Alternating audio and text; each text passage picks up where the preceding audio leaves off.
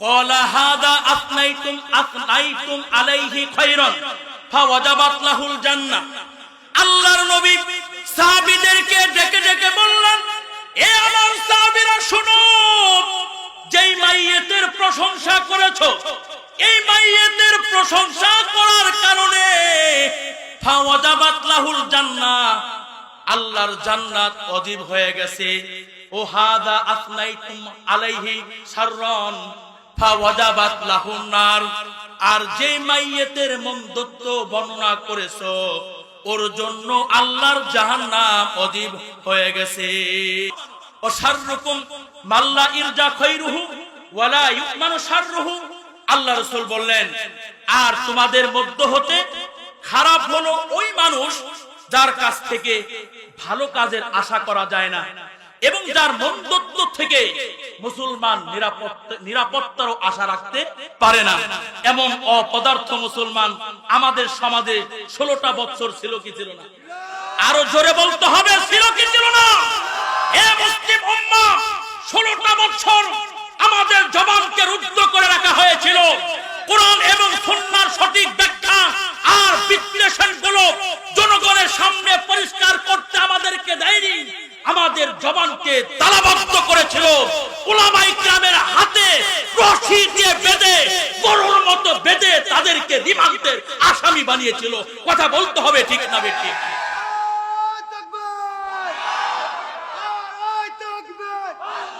আমাদের সমাজে কিছু কিছু মানুষ আছে যারা সমাজে ঢোকার পরে সাধারণ মুসলমানদের হৃদয়ে এক ধরনের আতঙ্ক তৈরি হয় কি হয় না? এমন মুসলমান আছে না, যারা আসলে, যারা সমাজে বসবাস করলে ওদের থেকে ভালো কিছু আশা করা যায় না, বরং কোন সময় কার কোন ক্ষতি করে বসে সাধারণ সমাজের মানুষগুলো একটা বিব্রতকর অবস্থায় তাদের দিনগুলো আর রাতগুলো অতিবাহিত হয়ে যায়। যাদের মধ্যে এই সিফাত আছে, এই গুণ আছে, ও কখনো আল্লাহ এবং আল্লাহ রসুলের দৃষ্টিতে ভালো মানুষ হতে পারে না। প্রমাণ তিরমিজি শরীফের 2263 নম্বর হাদিস। এই হাদিস বর্ণনাকারী সাহাবীর নাম রইসুল মুহাদ্দিসিন হযরতে আবু হুরায়রা। এই আবু হুরায়রা বলেন, ইন্না রাসূলুল্লাহ সাল্লাল্লাহু আলাইহি ওয়াসাল্লাম ওয়াকাফা আলা নাসিন জুলুসিন ফাকালা আলা উখবিরুকুম বিখাইরিকুম মিন শাররিকুম। আল্লাহর নবীর কাছে আমার আর আপনার নবী কতিপয় উপবিষ্ট সাহাবায়ে কিরামদের সন্নিকটে এসে দাঁড়ায় গেছেন। আল্লাহ রাসূল সাহাবাদের সামনে দাঁড়িয়ে বলতেছে, আলা উখবিরুকুম বিখাইরিকুম মিন শাররিকুম। আমার সাহাবীরা, আমি কি তোমাদেরকে বলবো না তোমাদের মধ্য হতে ভালো মানুষ কারা আর তোমাদের মধ্য হতে খারাপ মানুষ কারা? আল্লাহর নবী সাহাবীদেরকে ডেকে ডেকে বলতেছে, হে আমার সাহাবীরা, আলা উখবিরুকুম বিখাইরিকুম মিন শাররিকুম। হে আমার সাহাবীরা, শোনো, তোমাদের মধ্য হতে কারা ভালো মানুষ আর কারা খারাপ মানুষ, এটা কি তোমাদেরকে আমি চিহ্নিত করে দিব না? ক্বালা ফাসাকাতু। এই হাদিস বর্ণনাকারী রাবী বলেন, সাহাবায়ে কেরাম প্রতি উত্তর না করে নীরব হয়ে গেলেন। কেন নীরব হয়ে গেলেন? আমি যদি আজকে আপনাদেরকে বলি, এ মুসলমানের সন্তানেরা, আল্লাহর দৃষ্টিতে আর নবীর দৃষ্টিতে তোমাদের মধ্য থেকে কারা ভালো মানুষ আর তোমাদের মধ্য হতে কারা খারাপ মানুষ, কোরআন আর হাদিসের আলোকে চিহ্নিত করে দিব, আপনাদের মধ্যে একটা ভয় ঢুকে যাবে কি যাবে না? না জানি হুজুর কোরআন দিয়ে হাদিস দিয়ে আমাকে মুজরিমিনদের কাতারে দাঁড়া করায় দেয়, না জানি আমাকে ভালো মানুষদের কাতারে দাঁড়া করায় দেয়। আমার আপনার মধ্যে আল্লাহর ভয় বেশি না সাহাবীর মধ্যে ভয় বেশি? তাই সাহাবারা নীরব হয়ে গেছে, জবাব দেয় না। ফাকালা যালিকা সালাসা মাররাতিন। পূর্বের কথাটা আল্লাহর নবী 3 বার বললেন, আলা উখবিরুকুম বিখাইরিকুম মিন শাররিকুম। হে আমার সাহাবীরা, তোদের মধ্য হতে কারা ভালো মানুষ মধ্য হতে কারা খারাপ মানুষ, কারা জান্নাতি মানুষ, কারা জাহান্নামী মানুষ আমি কি তোমাদেরকে বলে দেব না? ফাকালা রাজুলুন বালা ইয়া রাসূলুল্লাহ, জৈনব সাহাবী দাঁড়িয়ে বললেন, আল্লাহর নবী আখবিরিনা বিখাইরিনা মিন শাররিনা, হ্যাঁ আমাদের মধ্য হতে যারা ভালো, এই ভালো লোকগুলোদেরকে খারাপ মানুষদের থেকে আলাদা করে পৃথক করে আপনি আমাদেরকে দেখিয়ে দেন। ওগো আল্লাহর নবী, আমাদের মধ্য হতে ভালো মানুষ যারা আল্লাহর দৃষ্টিতে আর আপনার দৃষ্টিতে, এই ভালো মানুষগুলোকে খারাপ মানুষদের থেকে আলাদা করে এবং পৃথক করে আপনি আজকে আমাদেরকে দেখিয়ে দিন। ফাকালা খায়রুকুম মাই ইরজা খায়রুহু ও শাররুকুম মাই ইরজা মাই ইউমানু শাররুকুম। আল্লাহ রাসূল বললেন, আমার সাহাবীরা শোনো, তোমাদের মধ্য হতে ভালো হলো ওই মুসলমানের সন্তান যার কাছ থেকে সমাজের লোকজন ভালো কাজের আশা রাখে, ওয়ায়ুমানু শাররুকুম, এবং যার মন্দ কাজ থেকে সমাজের সাধারণ মানুষগুলো নিরাপত্তার আশা রাখে। সাধারণ মানুষ বলা বলি করে, অমুকের সন্তান মহল্লায় থাকলে ও আমার উপকার না করতে পারলো, আমার কোনো ক্ষতি ওর দ্বারা হবে না। নবী বলেন, এই হলো আল্লাহর দৃষ্টিতে আর নবীর দৃষ্টিতে সবচেয়ে ভালো মানুষ। ও শাররুকুম মাল্লা ইরজা খায়রুহু ওয়ালা ইউমানু শাররুহু। আল্লাহ রাসূল বললেন, আর তোমাদের মধ্য হতে খারাপ হলো ওই মানুষ যার কাছ থেকে ভালো কাজের আশা করা যায় না এবং যার মন্দত্ব থেকে মুসলমান নিরাপত্তারও আশা রাখতে পারে না। এমন অপদার্থ মুসলমান আমাদের সমাজে 16টা বছর ছিল কি ছিল না? আরো জোরে বলতে হবে, ছিল কি ছিল না? এ মুসলিম উম্মাহ, 16টা বছর আমাদের জবানকে রুদ্ধ করে রাখা হয়েছিল। কোরআন এবং সুন্নাহর সঠিক ব্যাখ্যা আর বিশ্লেষণগুলো জনগণের সামনে পরিষ্কার করতে আমাদেরকে দেয়নি। আমাদের জবানকে তালাবদ্ধ করেছিল উলামায়ে কিরামের হাতে রশি দিয়ে বেঁধে, গরুর মতো বেঁধে তাদেরকে রিমান্ডের আসামি বানিয়েছিল। কথা বলতে হবে, ঠিক না বেঠি?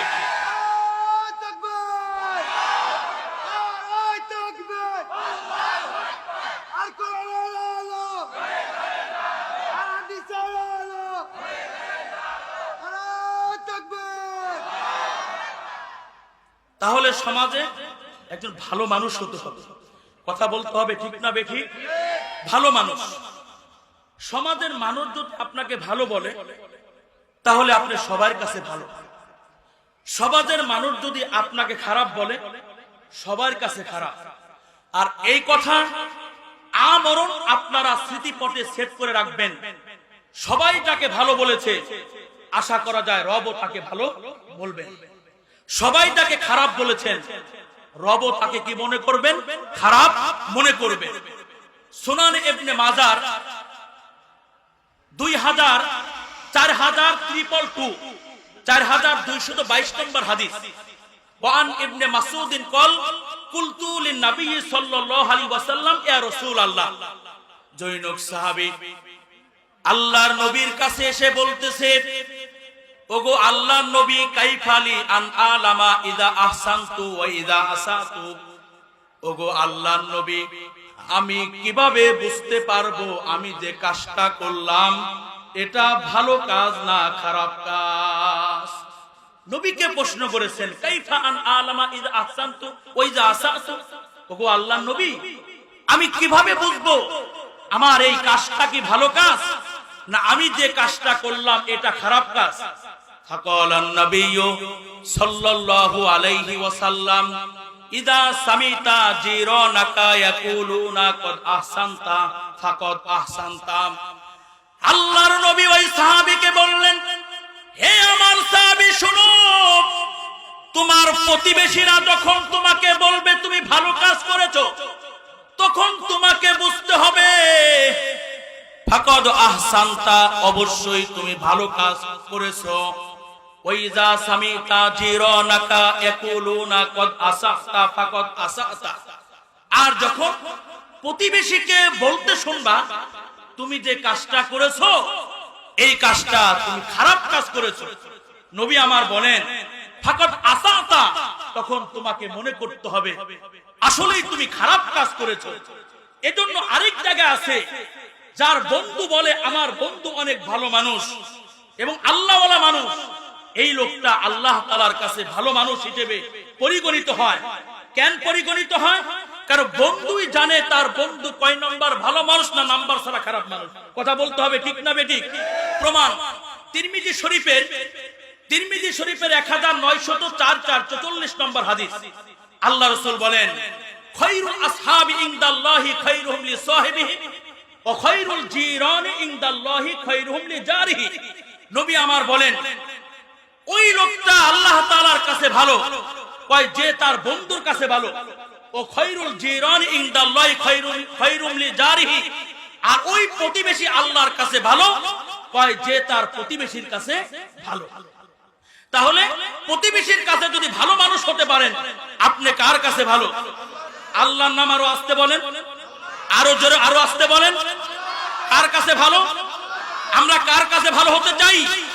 আরো জোরে বলতে হবে, কার কাছে ভালো হতে চাই? আল্লাহ তৌফিক দান করেন, আমিন। কোন মুসলমানের সন্তান ইন্তেকাল করছে, এই মুসলমানের সন্তান ইন্তেকাল করার পরে প্রতিবেশী যদি তার প্রশংসা করে, তার ভালোত্ব বর্ণনা করে এবং তারা বলা বলি করে জানাজার মাঠে এই লোকটা অনেক ভালো মানুষ, আল্লাহওয়ালা মানুষ, এই যে জীবিত মানুষ প্রতিবেশীর যে প্রশংসা করেছে, এই প্রশংসা করার বরকতে ওই লোকটার জন্য, ওই মাইয়াতের জন্য আল্লাহর জান্নাত ওয়াজিব হয়ে যায়। প্রমাণ বিখ্যাত হাদিসের কিতাব আসাহুল কুতুবি বাদাল কিতাবি as-সহিহুল ইমামিল বুখারী, কোরআনে হাকিমের পরে সবচেয়ে বিশুদ্ধতম কিতাবের নাম বুখারী। এই বুখারী শরীফের 1351 নম্বর হাদিস, মিশকাত শরীফের 1662 62 নম্বর হাদিস। ওয়ান আনাস মাররু বি জানাজা, হযরতে আনাস বিন মালিক হতে বর্ণিত, এই আনাস বলেন মাররু বি জানাজা, নবীজির সাহাবারা একটি জানাজার পাশ দিয়ে অতিক্রম করলেন। ফাআসনাউ আলাইহা খায়রান, এরপরে সাহাবারা মাইয়াতের ভালোত্ব বর্ণনা করলেন, বললেন এই মাইয়াত ভালো। ফাকালান নাবিয়্যু ওয়াজাবাত ও ওয়াজাবাত ও ওয়াজাবাত, আল্লাহর নবী বললেন এই মাইয়াতের জন্য ওয়াজিব হয়ে গেছে, ওয়াজিব হয়ে গেছে, ওয়াজিব হয়ে গেছে। সুম্মা মাররু বি উখরা, এরপরে আল্লাহর নবীর সাহাবীরা আরেকটি জানাজার পাশ দিয়ে অতিক্রম করলেন।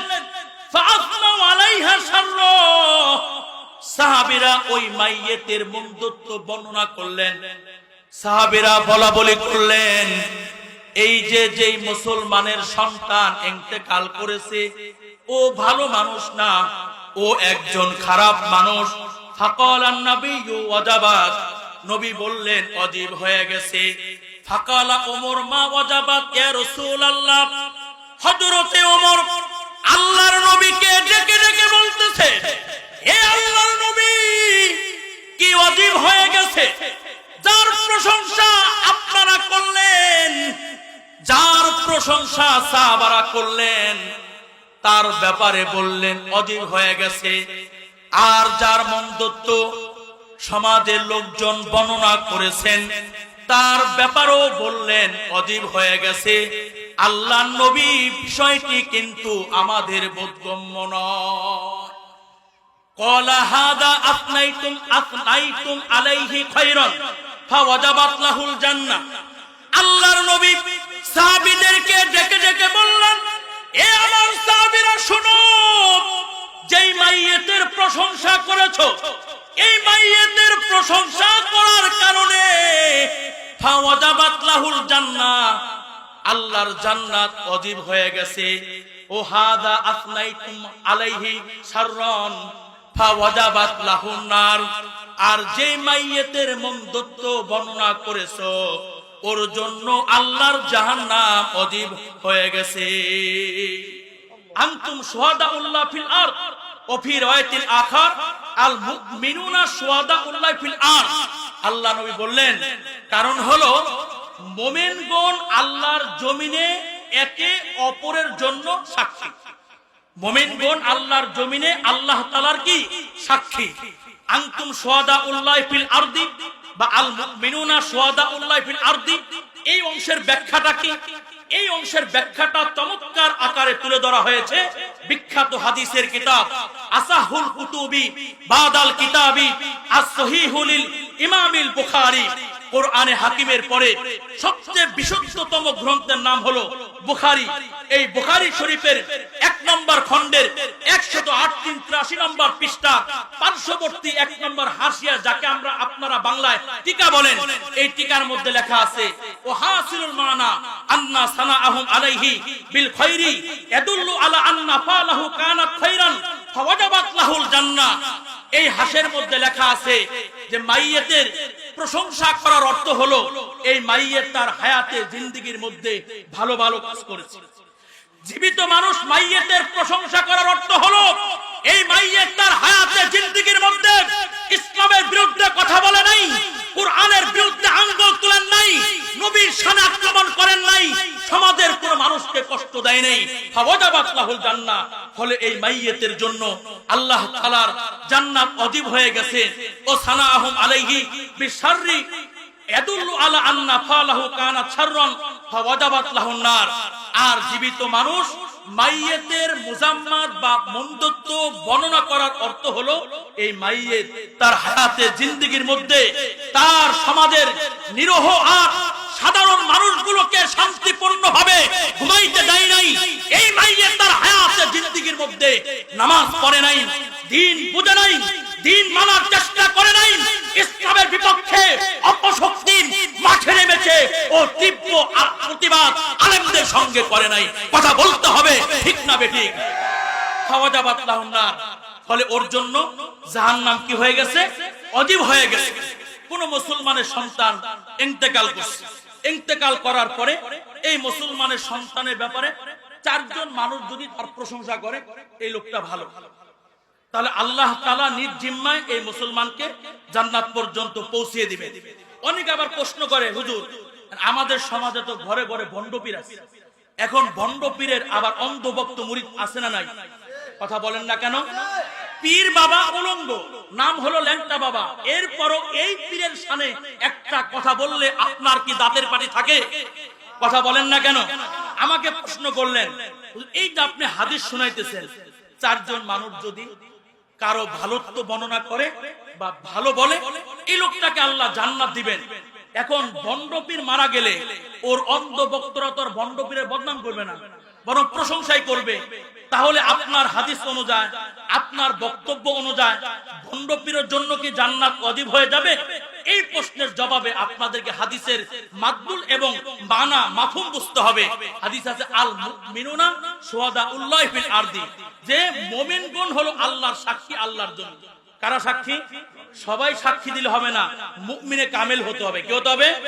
মুমিনে কামেল হতে হবে। হাদিসটা কি? 4 জন যদি প্রশংসা করে কোন মাইয়েতের ব্যাপারে, আল্লাহ তাকে জান্নাত দিবেন। এই হাদিসটা কি? বুখারী শরীফের 1352 নম্বর হাদিস, মিশকাত শরীফ 1662 নম্বর হাদিস। লম্বা হাদিস, আমি শুধু মহল্লে ইজতিহাদ এতটুকুই বলছি যে হুজুর চলে আসছে। আল্লাহ রাসূল বলেন, আইয়ুমা মুসলিমিন শাহিদা লাহু আরবাতুন বিখাইরিন আদখালাহুল্লাহুল জান্নাহ ফাকুলনা ওয়া সালাসাতুন ক্বালা ওয়া সালাসাতুন ফাকুলনা ওয়া ইসনানি ক্বালা ওয়া ইসনানি সুম্মা লাম নাসআলহু আনিল ওয়াহিদ।